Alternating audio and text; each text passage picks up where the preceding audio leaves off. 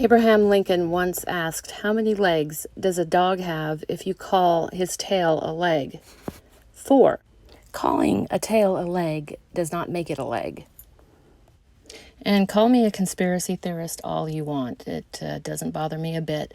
But this coronavirus came at a very convenient time, and I would actually go out on a limb and say that it was manufactured in a lab and released just to interfere with this election. But what we're going to focus on today is the hypocrisy of the left claiming that there is absolutely no voter fraud, that there's no concern about these mail-in ballots being manipulated, and that we're essentially crazy for even considering that that might happen during the course of this election. So naturally, we're going to start with Ilhan Omar, persecuted Ilhan Omar. What does she have to say about all this? Let me begin by saying I'm awfully glad to see Ilhan Omar enjoys wearing stripes. When you have people on Fox News that question whether I'm actually American or I put America first, I expect my colleagues to also say that's not okay. Yeah. People say, you know, that because I'm a Muslim, I'm an immigrant, I'm a refugee, that I can't have any loyalty to our country. I took an oath. To uphold the Constitution. I guess we don't have to worry about Ilhan Omar being involved in voter fraud, right? A local race in Congresswoman Omar's district in Minnesota. Now, what you're about to see is an apparent scheme where campaign workers would, if in fact this is proven, be illegally gathering ballots from the elderly and allegedly committing acts of voter fraud. Now, Fox News has not independently verified the contents of the video. We'll let you look and you can decide. Numbers don't lie. Numbers don't lie. Wajida gaarigaygu waa buuxaa. Waxaas waa absent ballot salka yaala. Soo ma jeedin. Fiiri, waxaas oo dhan soo ma jeedin. Waa buuxaa gaarigaygu. Waa buuxa yaala. There was video. You can see the video. There was a video out and about that he has the ballots in his car. Right. And talking about the only way you can win is with money. I was looking at them and they were not filled.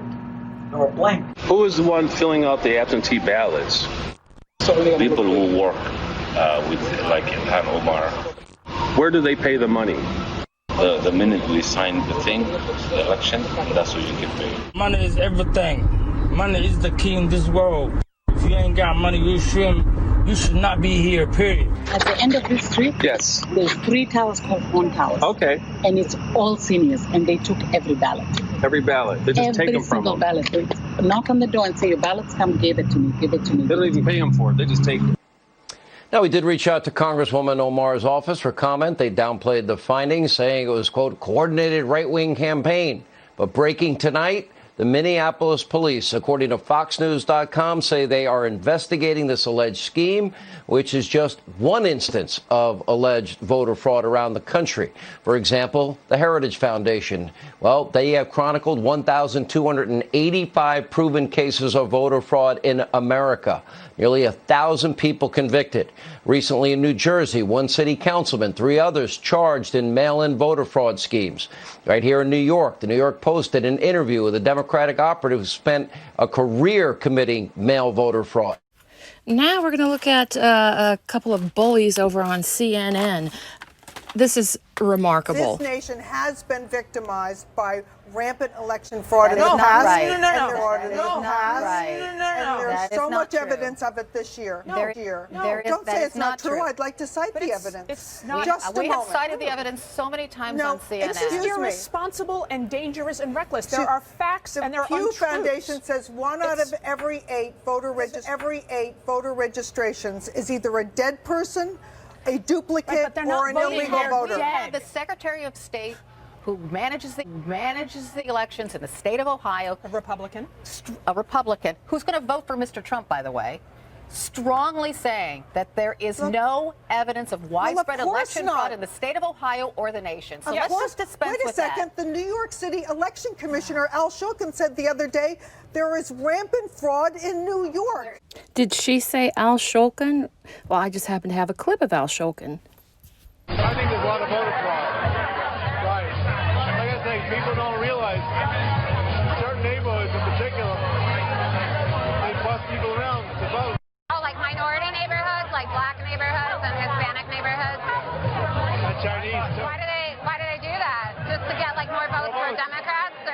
almost themselves. They're all running for office. People think, you know, it's a liberal thing to do.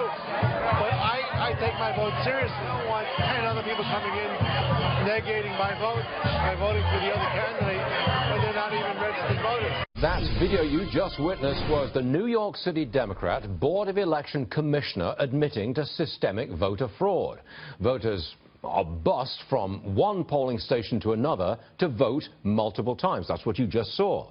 Here is what the commissioner had to say about voter ID laws in New York State. New York doesn't have voter ID laws, right? New York? No, you can't. You cannot ask. Say what? They can't ask for voter ID. Why's that? They can't? The law, which they really should be able to do.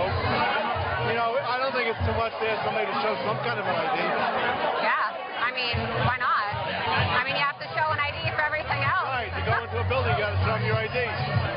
Well, you're the Democrat election commissioner, so if you think there's voter fraud and you think there should be voter ID, why don't people listen to you? I mean... Well, that's because the New York State legislature makes the laws. I don't make the laws. And you're saying there's a lot of absentee ballot fraud, too. Oh, there's thousands of absentee ballots. I don't know where they came from. That's why I'm not always crazy about everything the Democrats do either. Sounds like your guest was right, but I don't think it's going to stop these rabid dogs. Okay, and then Mayor de Blasio said, Please, shut up, kid. The incumbents always protect the system, There's no matter no how evidence. corrupt it is. There's no evidence of voter fraud. There's no evidence of voter fraud. There's no evidence of voter fraud. Widespread voter fraud in this country. The Cooperative Congressional Research Report cited by the Washington Post. Did she say Washington Post? Because here's something else that the Washington Post published. Badly designed ballots cause hundreds of thousands of votes to go uncounted every year. And with election security concerns and the push to expand mail-in voting, it is more important than ever that ballots are easy to use. So essentially, if a party wanted to design a ballot that was confusing or difficult for the voter to read or even possibly overlook a candidate, that's possible. But it's going to be very hard to prove that case because they've got plausible deniability. Points out that somewhere between 2 and 5% Betsy, please, of illegal I voters can't. vote. We've cited Those so much were evidence registered Stop, or I'm going to have to cut this interview short. You don't want people to hear the evidence? It's not. I have presented the evidence to my viewers, and my viewers trust me to tell them the truth. We've cited studies. I've talked to secretaries of state who are Republicans. I've talked to many Republican officials who say there's not widespread fraud. Secretaries of state are elected. They're part of the system. Okay, you know what? I'm sorry, but listen, this isn't okay. This isn't okay anymore. I'm with the nasty woman in the pantsuit.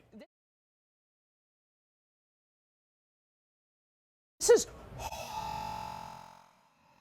horrible. You are threatening the integrity of our democratic process. No, I want to be honest. Excuse me. Excuse me. You are threatening, by the way, what makes this country great. We are not a country that transitions power through violence and threats. Look, and I have through a the sort of PhD in behavior, American history, and I understand the value of a peaceful transition of power from one party to the next. But I don't understand why the Democratic Party repeatedly insists on defending fraudulent voter rolls. Because it's not happening. Because it's not happening. Listen, there were 1 billion votes. Look, a Loyola study, there were 1 billion. Betsy, I'm sorry. There was a Loyola, Maryland banned in this election. Oh no, please, I'm citing the facts. The integrity of our elections. And what about the media bias? What about the IRS? What about the IRS suppressing conservative groups? What about the Project Veritas tapes that showed that DNC groups alleged voter fraud are busing people illegally from polling place to polling place? There were 1 billion I'm going to stop this right now. That is what you call ideological conformity by mob force. If you're still not convinced of voter fraud being an issue, let's take a look at some more facts.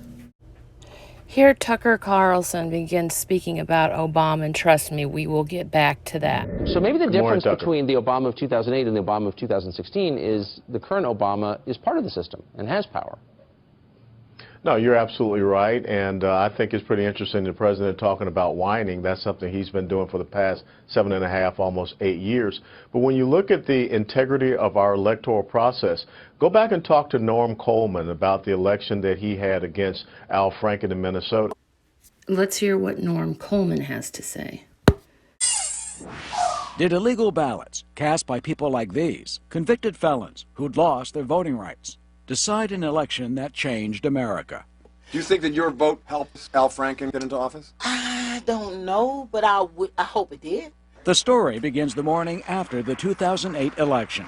Minnesota's Republican Senator Norm Coleman thought he defeated his Democratic opponent, comedian Al Franken, and won a second term by 725 votes. Where we are today is me being humbled and grateful for the victory that the voters gave us last night.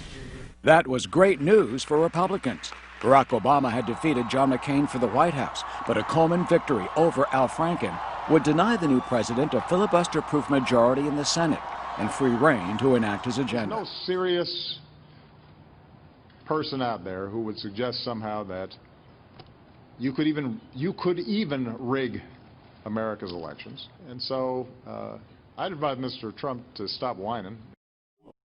Now pay close attention here. But a Coleman victory over Al Franken would deny the new president a filibuster-proof majority in the Senate and free rein to enact his agenda. But Coleman's tiny margin of victory triggered an automatic recount. It also alarmed Dan McGrath.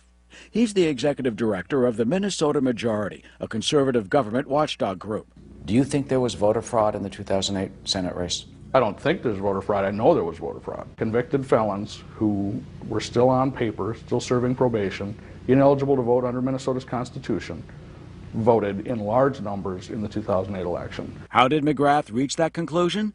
The Minnesota Majority compared two computer databases. The first listed people who had voted in the election. The second, people charged with felonies. That search turned up hundreds of names the Minnesota Majority suspected were felons who had voted illegally. But by then, the state Supreme Court had already declared Franken the winner by a razor-thin margin of 312 votes. But the story wasn't over for Dan McGrath, with his long list of people he suspected of voting illegally. You had all this evidence, you gathered it together, and then who did you go to? We brought it to the county attorneys, and under Minnesota law, the county attorney, upon receiving an affidavit alleging voter fraud, is compelled to investigate and, upon finding probable cause, to prosecute. What happened next is one of the most extensive crackdowns on voter fraud in recent American history.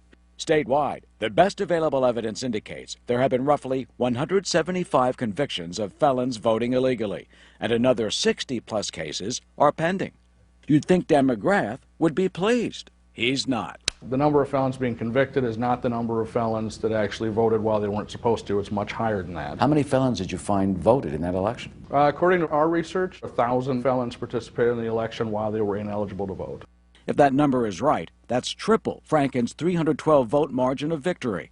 This much is true. The actual number of felons who illegally voted is larger than the number of convictions, because you have to intend to vote illegally to be guilty. Rick Hogston is the assistant prosecutor in charge of voter fraud for the Washington County Attorney's Office. He convicted 16 people based in part on McGrath's list. Is it possible for a felon to vote illegally, admit it, confess to it, and yet because he didn't, quote, intend to do that, they can get away with it?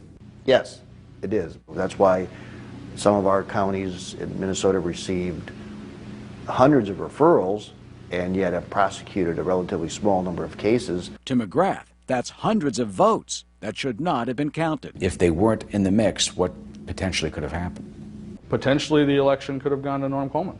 So Al Franken, in your view, benefited from these illegal felon votes? It looks likely. From the research that we've seen on the voting proclivity of convicted felons, it appears that it was likely to benefit Al Franken. Working off a list of those convicted of voter fraud, we went door to door. Did you vote for Franken? Yes, I voted for him too. Obama and Franken? Al Franken. Franken. Al Franken. We talked to 10 of the felons convicted of voting illegally. 9 of them said they voted for Franken. It wasn't a scientific sample, but it is consistent with academic studies that found felons overwhelmingly vote Democratic. Of course, in an election so close, other factors could have tilted it one way or the other. So we wondered what the candidates in that momentous 2008 election think about this. Senator Franken declined our request for an interview. Former Senator Coleman did not. Felons voted illegally in heavily Democratic counties. That could have turned the election. If we dealt with the issue of felons voting, it could have turned the election. But in the end, it is what it is. And I really don't spend time fretting. Though Coleman is philosophical, he still acknowledges the staggering difference a handful of votes could have made for all Americans. Obamacare doesn't pass if the result of the Minnesota election is different. $850 billion stimulus package cast on a partisan vote doesn't pass if the Minnesota race is different. He also recognizes another consequence of fraud, that it can shake citizens' faith in the system. Voter fraud has happened in the past, and I presume it will happen in the future. This is evidence that only a few votes can determine an election. But my suspicion, and I will make my case later in this video, is that when an election is this close, you can almost bet voter fraud has taken place. And in this case, Al Franken was guaranteed his Senate seat for the same reasons and compliments of the same people or the same parties that secured the presidential election for Barack Obama. Okay, so let's take a look at some more accusations of voter fraud. I can give you some pretty specific examples about what happened in St. Lucie County under the supervisor of election, Gertrude Walker, 4 years ago, and then also Palm Beach County with Susan Booker. Okay, hold on. Who's Susan Booker? Scammers targeting your vote. Tonight, election officials are sending out that warning just hours before Florida's primary. Ari Height is live from the Supervisor of Elections office in West Palm Beach with the story. Ari? And the folks here at the Supervisor of Elections office will have a very busy day tomorrow. It's their job to make sure the voters don't find any problems when they go to the polls. But it appears as though this year, the problems may have already found the voters. You don't have to look far to know it's election season. Campaign signs are everywhere. And with the polls opening in just a few hours, voter fraud is always a concern. And this year, the fraud may have begun early. Concerned voters called the Supervisor of Elections on Monday, worried they may have been targets of a scam. They said they got a call from somebody portraying themselves to be an employee of the Supervisor of Elections office and that they wanted to come by their home and pick up their absentee ballot. One problem with that, the Supervisor of Elections office doesn't do that. So there's not just fraud, there's all kinds of fraud.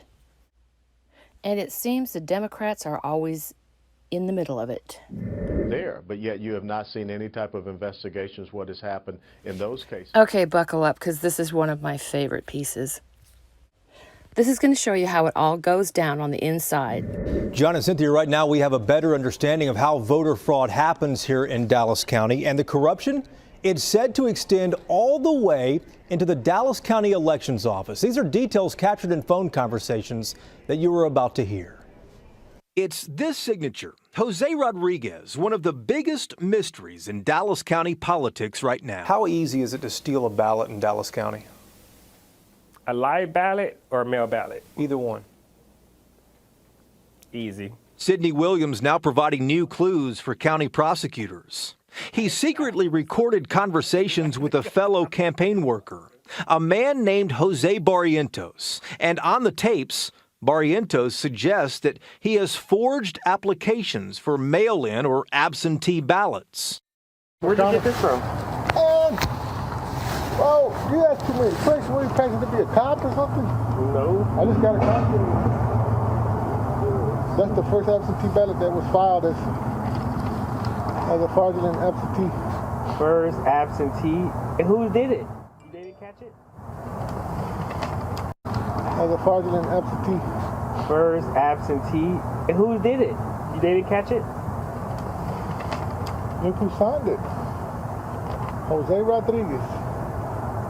I don't remember my name being Rodriguez, but but you're talking to the master, bro, so you ain't got to sweat me. It was brought to my attention because it looks like my handwriting. It does. It looks like your signature. Maybe, maybe not. I'll never tell. I believe he's saying all this because he has no other outlet. Now that there's a big investigation, he's aware of the investigation. The only thing is no one knows who this Jose Rodriguez is. I do. On his Facebook page, Barrientos poses in pictures with politicians.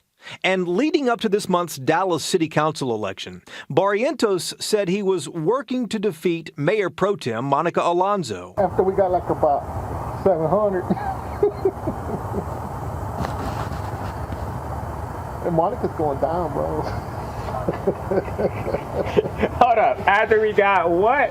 Monica's going down, bro. We have 700. 700 ballots, Barrientos said. Last week, prosecutors looking into voter fraud filed this in court. The Dallas County Elections Department has in excess of 700 mail-in ballots that are directly linked to applications assisted by a Jose Rodriguez or are suspicious in nature. The address on the Rodriguez applications is this home in Oak Cliff. The family there told us there's no such person who lives there. It's the same place listed on a ballot request that someone filled out for 81-year-old Alice Washington last month. That's not my chicken too. But these recordings now suggest corruption extends all the way to the Dallas County Elections Office. Barrientos, captured on audio, claims that he pays off someone on the inside to find out when mail-in ballots get sent out. What do we do? Chase the mailman or how does that work? Your homeboy that's at the elections office, he tells you when zip codes are dropping. Like he'll say 75221 fixing to hit. Today they're going out. He tells you that. You're not supposed to, but yeah. But then you got to drop 100 or 2 or 3, whatever it is. You can't do it for free. He goes in there, he speaks to this county employee. The county employee tips him off by zip code, lets him know which precincts are dropping, either stealing them from the mailbox, yanking them from a little lady who probably has them, says he's going to assist her in a certain way for a specific candidate. Because every campaign has like that guy that takes care of, you know, the laundry, the dirty laundry. Have you ever been that guy? No. Come on. How do you know about that guy? Because I've heard rumors from other people. This is Jose Barrientos, the man that Sidney Williams recorded. I don't do that stuff. I know that looks bad, me and Sidney talking or trash, you know, that looks bad. And I know it does, but that's just talk. He insists he is not Jose Rodriguez. But Barrientos brought us a rejected mail-in ballot with Rodriguez's name and would not explain where it came from. You know? And the absentee votes. Because it's the quickest way to put points on the board. Only voters over 65 or disabled can vote absentee. It's an open market. Whoever gets to that voter first, when he gets his ballot in the mail, right? That's who gets that vote. 9 times out of 10, he's going to vote for whoever the person that's in front of them tells him to. This is what works on everybody. Let me give you the stamp. The U.S. postal stamp. And then they'll vote for whomever you suggest? I mean, 99.9% of the time, they're going to vote whoever you suggest. Because you got to understand, most of these seniors are like, especially in poverty neighborhoods, most of the seniors don't have anybody to come visit them. Voters victimized at the center of a widening criminal investigation in which these audio recordings are now a new clue. Now you understand why all these Democrat politicians are pushing so hard for mail-in ballots. Politicians like Elizabeth Warren.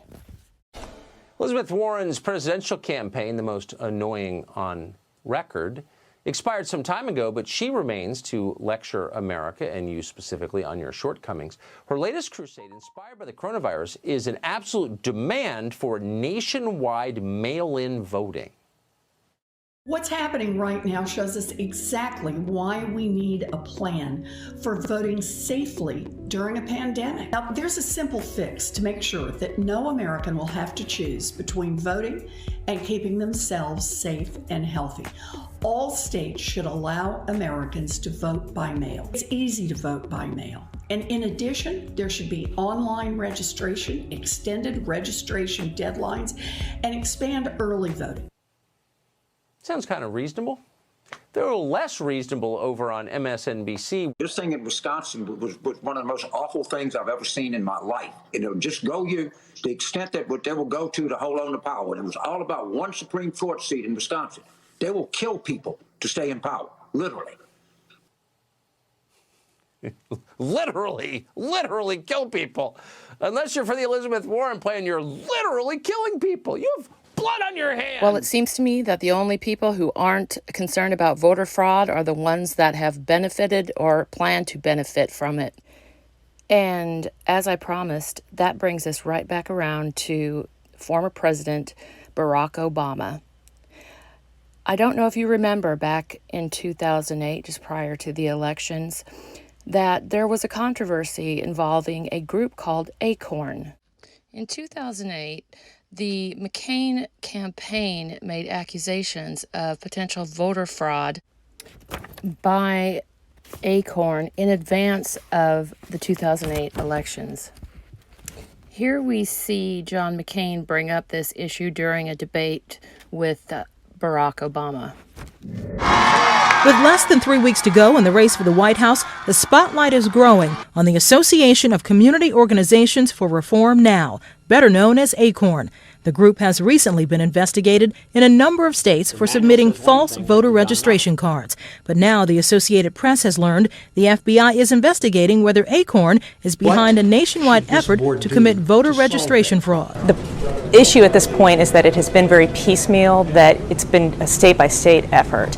And Republicans in Congress have asked for the FBI to do an investigation. What we now know is that the FBI indeed has opened an investigation. Republican accusations about the group have been growing in recent weeks and were even raised during Wednesday's final debate between John McCain and Barack Obama.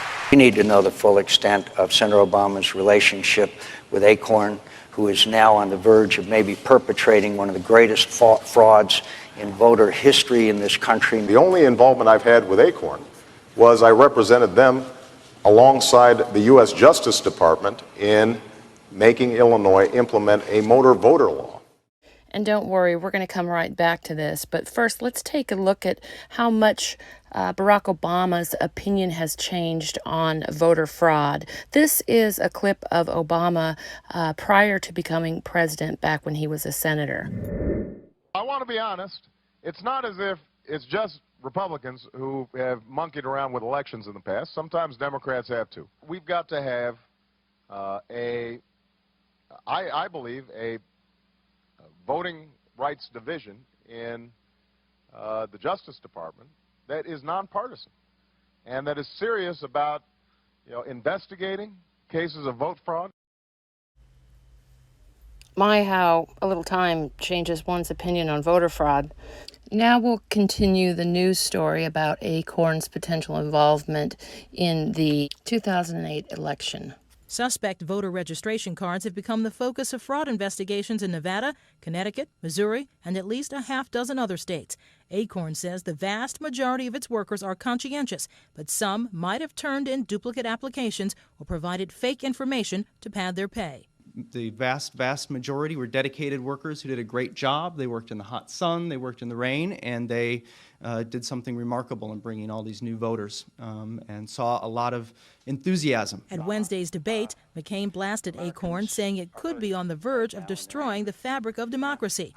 But the head of one liberal advocacy group disagrees, saying the real threat to democracy comes from right-wing efforts to suppress millions of newly registered voters across the country.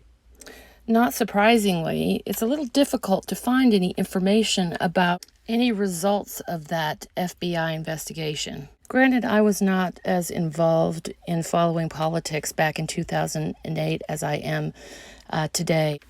But I smell the snake, and in fact, that's exactly what Obama turned out to be. So needless to say, I did not vote for him and would have remembered hearing the information that I found out about the investigation into this voter fraud. This is an article dated October 10, 2008, titled Obama's ACORN Connection to Voter Fraud, and I'll have a link down in the notes. It's kind of written in a conversational tone, so I'm just going to pick out the bits and pieces that I know that you'll be interested in. This election brings with it stories of voter fraud, but this time on the Democratic side. It seems ACORN, a community organizing group that normally helps poor people with low-income housing issues, has registered thousands of people to vote in Democratic districts. Some of these supposed voters reportedly are dead, non-existent, or use storefronts as their home addresses, as told by CNN. And then Campbell Brown is doing the interview. It says, she says, now it is officially nonpartisan, but this group works hard to register low-income voters who tend to vote for Democrats. ACORN's under fire for allegedly phony voter registration in several states. So they're interviewing a person named Holcomb, and Holcomb says, we had close to 5,000 total from ACORN, speaking of the registration cards. And so far, we have identified about 2,100. And Griffin says, so roughly half of them are bad. And Griffin says, registered to dead people, registered to a person who lived at a fast food shop. And Holcomb says, yes. Griffin says, all of them are amazingly in the same hand. Holcomb replies, yes, all the signatures look exactly the same. Everything on the card filled out looks just the same. And Griffin questions, fraud? Holcomb says, we have no idea what the motive behind it is. It's just overwhelming to us. Griffin says, it's not that some are bad. Once they started going through them, every one they looked at was bad. As if that weren't bad enough, Democratic presidential candidate Barack Obama's campaign gave $800,000 to ACORN to help with voter registration, according to Wired PR News. It goes on to say, ACORN, which stands for Association of Community Organizations for Reform Now, pressured banks into making mortgages to those who would otherwise not qualify for them. As all Americans are footing the bill for the $700 billion bailout to prevent the collapse of the financial market, ACORN leader Madeleine Talbot, who has close ties to Senator Obama, personally strong-armed banks into making mortgage loans to low-income minorities in the Chicago area. ACORN's intimidation tactics include showing up at the home of bankers, breaking into offices, and flooding bank lobbies with protesters. Well, that sounds very much like Soros, doesn't it? Despite all of this, Senator Obama's website accuses the GOP of trying to smear him with ties to ACORN that he says were non-existent. But those smears predated the current ACORN association. So, is it all coming together for you? We'll get you in as President of the United States, but you make sure that we get all of that stimulus money out of the back pockets of the American taxpayer. If you're going to collapse an economy, you do it in stages. And I believe that this was stage one in the economic collapse of the United States. Financial institutions give out bad loans to middle-class individuals that they know will never be able to pay them. In this way, they get to recover the property and basically break the middle class. You put in a president that you know is on board with your plan so that you don't suffer any of the repercussions of losing any money or going to prison. And I know what you're saying. How could ACORN, this little community organization group, have the power or the funds to put a no-name senator into the White House? Well, I found a very old video done by Glenn Beck, who I used to adore. I mean, I was the biggest Glenn Beck fan you can imagine until he went off the reservation. I don't know what happened with him there for a few years, but I think he's back now. I think he's back, so this is good. But this is a fantastic video that outlines exactly who ACORN is and the power that is behind them and the agenda. Take me here because I want to show this tree. Heather Booth, she seems like a nice enough lady. She does. She does. But she's actually very important, isn't she? She's a true believer, Kool-Aid drinker. Okay. This is the tree, America, that you have to understand, and there's a reason you need to understand this. Saul Alinsky, he was the big the big guy who said, hey, community organizing and really revolutionary to take us where? To take us in an effort to make America into a socialist country. Okay, good. He led right to SDS, which is? Students for a Democratic Society, a radical new left group from the 1960s, very into like Leninist-style street protests and raging against the system, whatever the system is. Okay. Started by Paul Booth. Relation? Paul Booth and others started Students for a Democratic Society. Tom Hayden, you know, Jane Fonda's former But relation husband. To Heather Booth? That is, Paul is Heather's husband. So the lady you just met is this guy. And out of SDS came Wade Rathke, who started ACORN. He was a draft resistance organizer for SDS, you know, burning draft cards, inciting people. Bill Ayers. Bill Ayers was with Students for a Democratic Society, got tired of waiting for the war in Vietnam to end, so decided to declare war on the system. Got it. So this is where it split, America. This is one side went violent, the other side went nonviolent. But it's the same tree. It's the same socialist nonsense. If you look up here, you can see Heather Booth kind of went this way, Bill Ayers went this way. But they're all connected. Anybody who says, well, he just knows Bill Ayers and, you know, he was just a neighbor of Bill Ayers. Well, he knows Heather. He knows Wade Rathke. He knows all of these people, and they all come from the same place. Now, here's where ACORN is, all by itself. What's up here?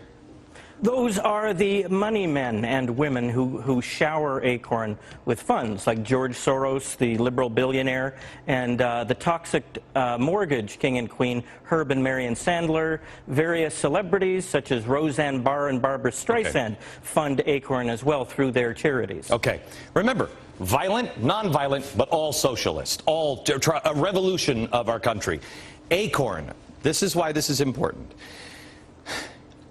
Barack Obama, we've never known who he is, right? He's FDR, he's JFK, he's Lincoln. No, he's not. No, he's not. He's a community organizer. Correct me if you think I'm wrong. No, that's right. There are new acorns growing on the tree. This one's called AmeriCorps. AmeriCorps, which just got a multi-billion-dollar injection of cash. He's JFK, he's Lincoln. No, he's not. No, he's not. He's a community organizer.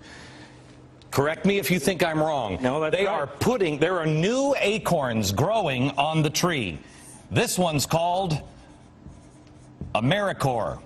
AmeriCorps, which just got a multi-billion-dollar injection of cash from Congress. Right. And it is, my theory is that Barack Obama is building a country, almost software. It's like the Matrix. It's running on top of the software of the Constitution or the Republic that we have. He's got a new framework. There's a new skeleton being built slowly but surely and invisibly. Well, not so invisibly. You can see it. It's there, but nobody cares to look at it. It's a new radical left-wing political infrastructure. And so by creating these structures and funding them with tax dollars, that's the easiest way to grow them, you create a loyal army of followers. It also happens to be the Chicago way of graft and corruption. That's how you, that's the easiest way to grow them. You create a loyal army of followers. It also happens to be the Chicago way of graft and corruption. That's how you build support and maintain it. Okay, just real quick, correct me if I'm wrong. National Welfare Rights Organization,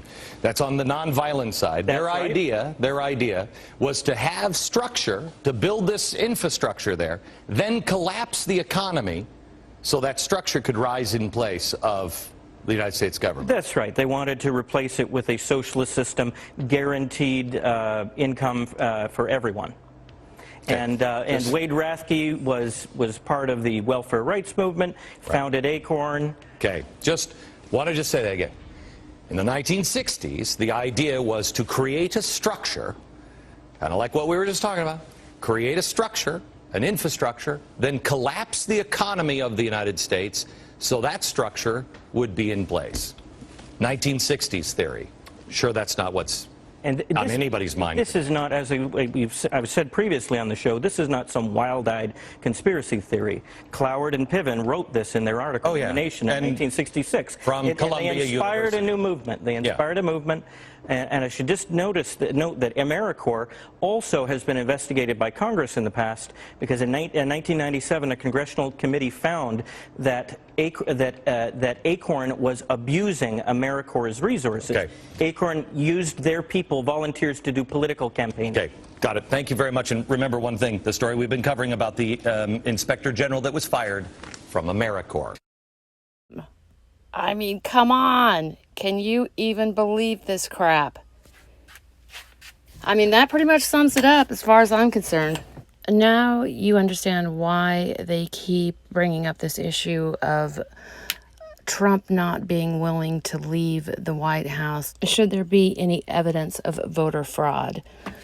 Because they have a system that works, and they sure don't need anyone interfering with it. And that system is that they commit all kinds of voter fraud, but it doesn't prevent, obviously, anyone from being put into office, such as Barack Obama or Al Franken. They go ahead and they assume their roles according to the false vote or the false count. And then by the time that anything is done, any investigations are completed, the American public has forgot about it. And basically the statute of limitations has run out, as far as, from what I understand. If I'm wrong, somebody please correct me. So whatever happened with ACORN? Well, I think they closed their doors in 2011. Yes, and as far as the investigation, 18 former ACORN workers have been convicted or admitted guilt in election fraud.